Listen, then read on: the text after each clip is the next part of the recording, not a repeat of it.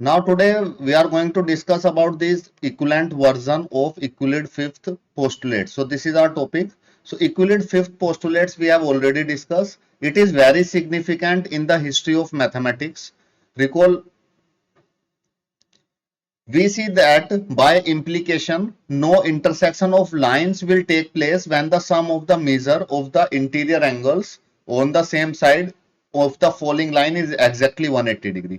अगर exactly 180 degree angle आएगा falling line का, जो फॉलिंग लाइन हम लोगों ने कल डिस्कस किया था पिछली क्लास में, ऐसे फॉलिंग लाइन का 180 आएगा तो वो लाइन कभी भी इंटरसेक्ट नहीं करेंगे. This thing we have discuss in the Euclid fifth postulates. So there are various equivalent version of these postulates. इस postulates के बहुत सारे various equivalent version है, जिसमें हम लोग दो equivalent version यहाँ पे देखने वाले हैं इसमें इस टॉपिक में. One of them is Playfair axiom. The name of the person is John Playfair in 1729. The photo is shown on your screen. Given by Scottish mathematician. एक दो हम लोग यहाँ पे इक्विवेलेंट वर्जन पढ़ने वाले हैं. एक इक्विवेलेंट वर्जन दिया था हमें, स्कॉटिश मैथमेटिशियन थे जॉन प्लेफेयर 1729 में. So what is that first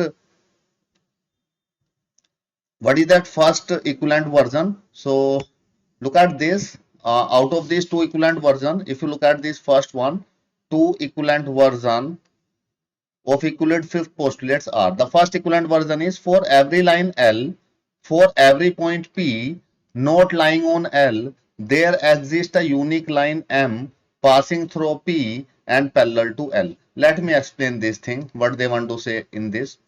For every line L, एक कोई लाइन L है हमारे पास, suppose this is line L, ठीक है, ये एक लाइन L है, ठीक है. हर एक लाइन L के लिए, कोई भी लाइन किसी भी लाइन के लिए, यहां पे एक लाइन L है. For every line L, right. For every point P, एक पॉइंट P है, that point P is here, right. So this is the point P. कोई भी पॉइंट हो कहीं पे भी, so we are taking point P जो लाइन L के ऊपर नहीं लाई करेगा. एक लाइन L के लिए कोई पॉइंट P है जो लाइन इसके ऊपर लाई नहीं करेगा. So there exist a line, उस पॉइंट P से, मान लीजिए यहाँ पे एक पॉइंट P है, उस पॉइंट P से there exist a unique line M that passes through point P. Point P से कितनी लाइंस पास कर सकती हैं? How many lines can pass through a point? Infinite lines, right? That one line is this, second line is this, third line is this, that lines are passing through point P, and another line is this. Like this, infinite lines can pass through this point P. उन infinite lines में से एक line ऐसी होगी जो parallel होगी line L से. So that is the fifth postulates equivalent version given by this person Playfair, John Playfair in 1729. Photo is shown on your screen, right? So एक बार और मैं इसको बताता हूं. Let me explain this one time again. कोई भी line L है, अगर कोई लाइन L है, सपोज एक लाइन है, ओके, एक ये लाइन है, कोई भी लाइन है और एक पॉइंट है कहीं पे भी, इस पॉइंट से इनफाइनाइट लाइंस पास होंगी. उन इनफाइनाइट लाइंस में से एक लाइन ऐसी पास होगी इस पॉइंट P से जो इस लाइन के पैरेलल होगी, राइट. सो इसकी डेफिनेशन दोबारा. यस, यूक्लिड की फिफ्थ पोस्टुलेट से रिलेटेड कैसे है? उसने तो कुछ और ही कहा था. यूक्लिड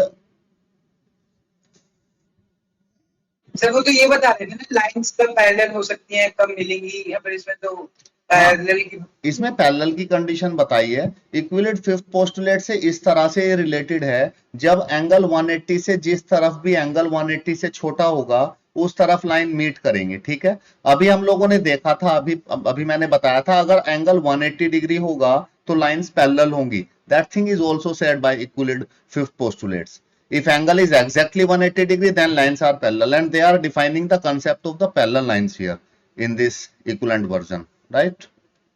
यहाँ पे पैरेलल लाइंस के बारे में बता रहे हैं, ठीक है.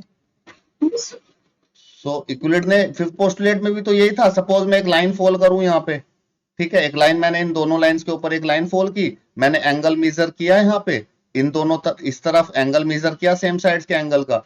सपोज ये 120 आ रहा था और ये 60 डिग्री आ रहा था, तो दोनों का सम 180 आ रहा है, तो दोनों लाइंस पैरेलल जा रही हैं. So we can relate it with the Euclid fifth postulates directly.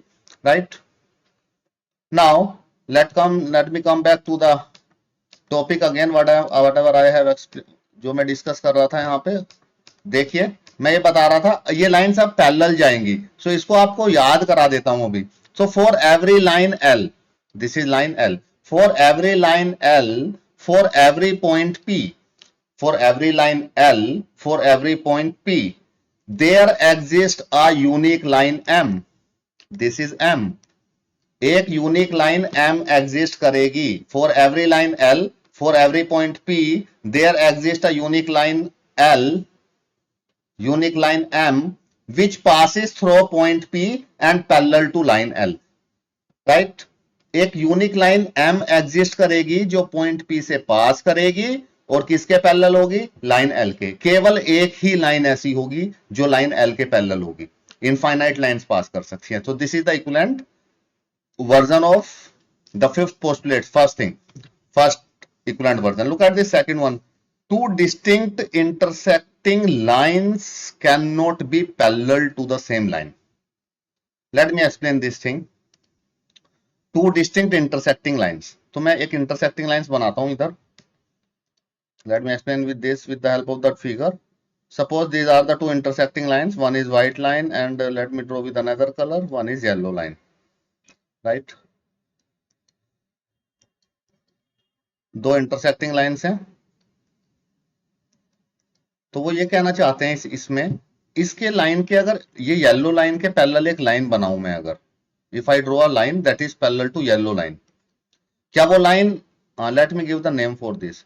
Suppose this is line A and this is line B, yellow line B है, और एक मैंने लाइन C बनाई। Suppose if एक मैंने लाइन ड्रॉ की C that is parallel to B, एक line C है जो B के पैरेलल है, क्या वो लाइन A के भी पैरेलल होगी? Is it possible that line is parallel to A also? No, it's not possible, right? C is not parallel to A, क्योंकि B और A लाइन इंटरसेक्टिंग है, तो C A के पैरेलल नहीं होगी, किसी भी कंडीशन में A के पैरेलल नहीं होगी। ठीक है, एक लाइन और बनाता हूं। Let me draw an another line that is parallel to, let me draw it again, this one. ये लाइन मैंने बनाई लाइन D, और ये लाइन D किसके पैरेलल मैंने बनाई? लाइन A के। Suppose this is line D, right? तो यहां पे अगर मैं कंडीशन लिखूं, if D is parallel to A, then D is not parallel to B. B के पैरेलल कभी भी नहीं होगी, is not parallel to B, right? Okay, is this thing clear? If the two lines are intersecting, तो अगर इसके parallel एक line बनाएंगे, इसके पैरेलल एक लाइन बनाएंगे, तो वो इसके पैरेलल नहीं होगी, और अगर इसके पैरेलल एक लाइन बनाएंगे तो वो इस सेकंड वाले के पैरेलल नहीं होगी, क्योंकि ये दोनों इंटरसेक्टिंग लाइंस हैं, राइट?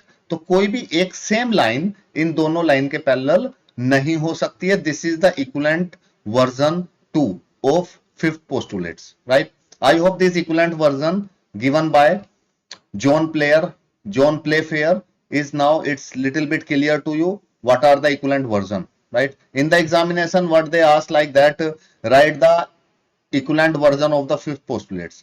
एग्जाम में कैसे पूछ सकते हैं कि इक्विवेलेंट वर्जन लिखिए फिफ्थ पोस्टुलेट्स के, तो आप क्या करेंगे? You have to write this thing written here. आपको बस ये चीजें लिख देनी है वहां पे, this thing, two equivalent version are this one up to here, और ये आपको डायग्राम्स इस पे बना देने हैं, that's all, right? Now let's move forward.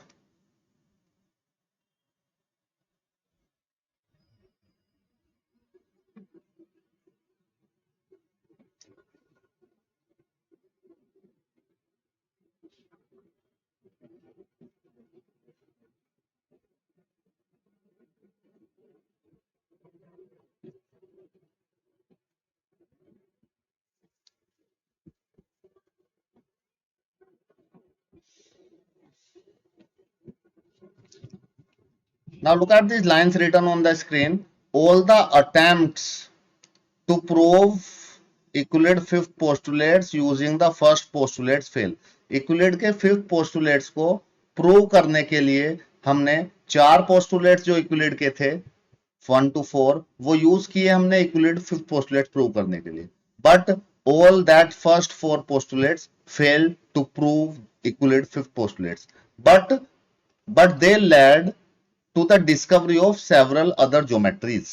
उनको प्रूव करने के लिए जब हम लोग वहां पे प्रूव कर रहे होंगे वो लोग, तो वेरियस सेवरल अदर ज्योमेट्रीज की डिस्कवरी हो गई, ठीक है, and that discoveries are called as non Euclidean geometry, right? So here we are discussing Euclidean geometry and that is called as non-Euclidean geometry, right? तो ये हो गया, इसकी थ्योरी सारी हो गई है लगभग। एक यहाँ पे बड़ा अच्छा नोट दे रखा है इन्होंने, इसको देख लेते हैं।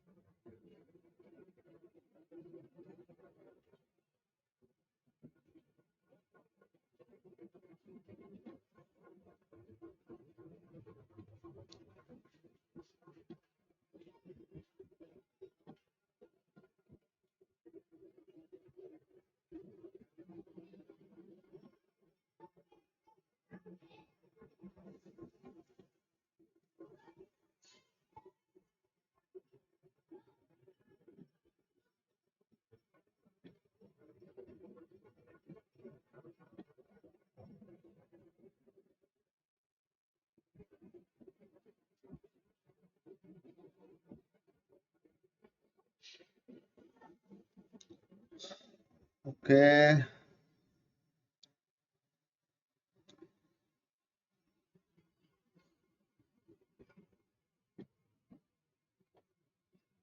कौन पढ़ेंगे इसको? दिव्यांशु, आप इसको रीड कीजिए। Could you please read this? Yes, sir. Euclid did not require his fifth postulate to prove his first 28 theorems. Many mathematicians, including him, were convinced that the fifth postulate is actually a theorem that can be proved using just the first 4 postulates and other axioms. However, all attempts to prove the fifth postulate as a theorem have failed. But these efforts have led to a great achievement, the creation of several other geometries. These geometries are quite different from Euclidean geometry. They are called non-Euclidean geometries. Their creation is considered a landmark in the history of thought because till then, everyone had believed that Euclid's was the only geometry and the world itself was Euclidean. Now, the geometry of the universe we live in has been shown to be a non-Euclidean geometry. In fact, it is called spherical geometry. In spherical geometry, lines are not straight. They are parts of great circles, that is, circles obtained by the intersection of a sphere and planes passing through the center of the sphere.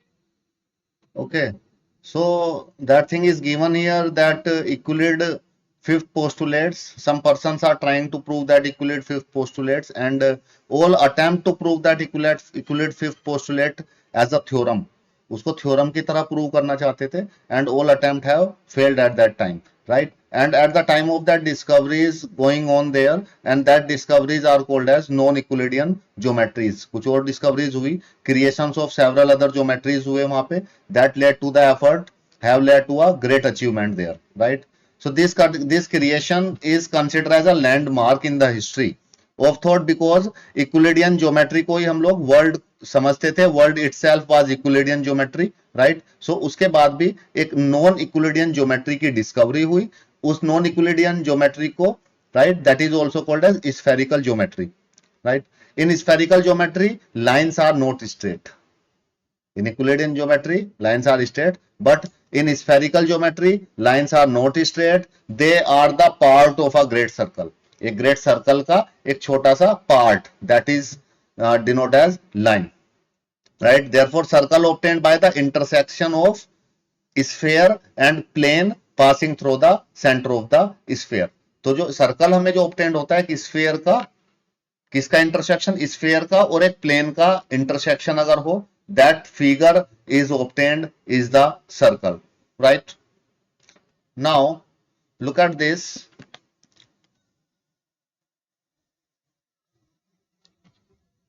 Who is going to read this? Angelica, am I audible to you? Angelica, समीक्षा,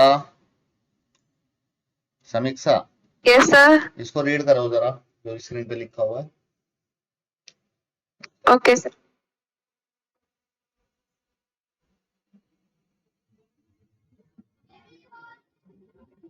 The lines AN and BN, which are parts of great circles of a sphere, are perpendicular to the same line AB, but they are meeting each other.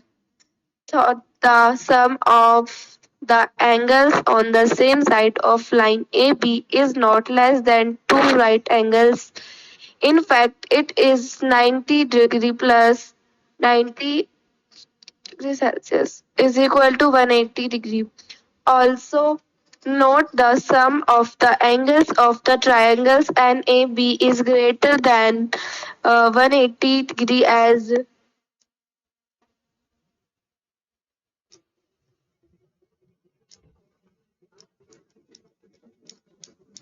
What happened?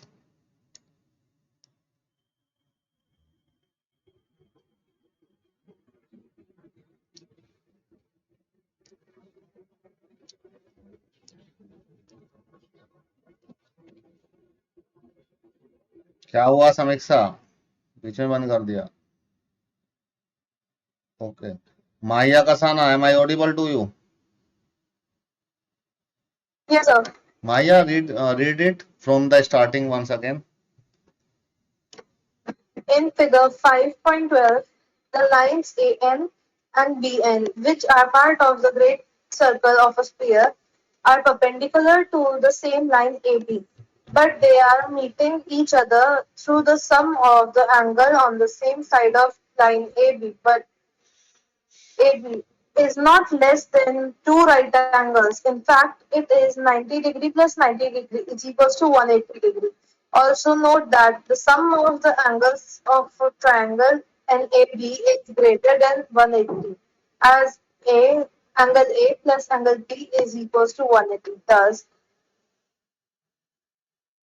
Euclidean geometry is valid only for the figure in which in the plane, for the figure in the plane. On the curved surface, it fails. Okay, from here we conclude that जो Euclidean geometry है, Euclidean geometry valid नहीं है। कहां पे? Curve surfaces के ऊपर। Curve surfaces के ऊपर Euclidean ज्योमेट्री वैलिड नहीं है, ठीक है। Euclidean ज्योमेट्री वैलिड कहां पे है? प्लेन के ऊपर, राइट? प्लेन के ऊपर। Let me explain this thing to you. Suppose this notebook is a plane, ये एक प्लेन है, सो इसके ऊपर तो वैलिड है, राइट? अगर इसको कर्व बना दे, हम लोग कर्व की शेप में ले लें, कुछ ऐसे कर्व लाइक एन अर्थ या बॉल की तरह, सो उस पे Euclidean geometry is not valid on that. That example is given. Let me explain this thing with the help of the example why it is not valid. अगर आप यहाँ पे देखेंगे तो यहाँ पे एक लाइन है, this is the sphere and AN, the lines AN and BN which are the part of a great circle of a sphere, एक ग्रेट सर्कल का एक पार्ट है, तो उसको लाइन बोलेंगे। तो एक लाइन देखेंगे आप, AN लाइन है यहाँ पे, ये ठीक है, दिस लाइन इज AN, इसको मैं बना भी नहीं पा रहा हूं क्योंकि प्लेन पे बना रहा हूं, और एक ये लाइन BN है, ठीक है, बैंड लाइन है इस तरह से, ठीक है, okay. Are perpendicular to the same line AB, line AB के परपेंडिकुलर है, तो ये एंगल 90 डिग्री हो गया और ये एंगल 90 डिग्री हो गया, ठीक है। सो यूक्लिड फिफ्थ पोस्टुलेट्स के अकॉर्डिंग अगर दोनों एंगल 90 प्लस 90 180 हो गए तो ये दोनों लाइन कभी भी इंटरसेक्ट नहीं करनी चाहिए, कभी भी मीट नहीं करनी चाहिए, but they are meeting each other though the sum of the angle on the same side is not less than 180। तो 90 प्लस 90 180 आ रहा है, लेकिन ये लाइन फिर भी मीट कर रही हैं, आप देखेंगे अगर पॉइंट एन के ऊपर these lines meet at point N, point N के ऊपर ये लाइन मीट कर रही है, राइट। इनको मीट नहीं करना चाहिए था। अगर हम लोग इक्विलिड फिफ्थ पोस्टुलेट्स को रिमेंबर करें, अगर सम 180 आता है तो lines are parallel but they are meeting each other, तो इसका मतलब क्या हुआ, इक्विलिडियन ज्योमेट्री फेल हो गई यहाँ पे। इक्विलिडियन ज्योमेट्री क्यों फेल हो गई, why Euclidean geometry fail here, because this thing we are taking on the curve surface, ये हम लोग कर्व सरफेस के ऊपर देख रहे हैं। तो कर्व सरफेस के ऊपर इक्विलिडियन ज्योमेट्री वैलिड नहीं होती है, इक्विलिडियन ज्योमेट्री वैलिड होती है केवल प्लेन के ऊपर। तो इसीलिए हम लोगों को नई ज्योमेट्रीज की डिस्कवरी हुई, जो ज्योमेट्रीज कर्व सरफेस के ऊपर भी वैलिड होती हैं, and that geometries are called as non Euclidean geometry. So that's yes sir, but Euclid ने तो ये कहा ही नहीं ना कि वो कर्व लाइंस के बारे में बात कर रहे हैं। यूक्लिड ने तो सिर्फ स्ट्रेट लाइंस के बारे में बोला था, बल्कि यहाँ पे तो हमने कर्व लाइंस ली है। ये कर्व लाइंस नहीं लिए हमने, लाइंस तो लाइंस ही ली हैं, that we are taking the curve surface, हमने कर्व सरफेस के ऊपर लाइंस ली हैं, राइट। लाइंस ही ली है हमने, इक्विलिड ने भी लाइंस ही ली थी, but Euclid take the line on this plane surface. Suppose एक नोटबुक पे आप लाइन खींच दें, that is the line of Euclid. But और अगर आप एक बॉल के ऊपर, एक स्फेरिकल बॉल के ऊपर एक लाइन खींच दें, that is the line on the curve surface. तो आप कर्व लाइन से कंफ्यूज ना हो यहाँ पे, right. Is this thing clear to you? Okay, so that's all about this chapter. Theoretical part we have covered, and all that theories, all that things given by Euclid and the other person's contribution in the geometry we have discussed in this chapter. So that's all about this theoretical part. In the next class we will discuss about the last exercise questions, exercise 5.2 questions in the next class. So that's all for today. Thank you all for joining. Rest of the thing in the next class.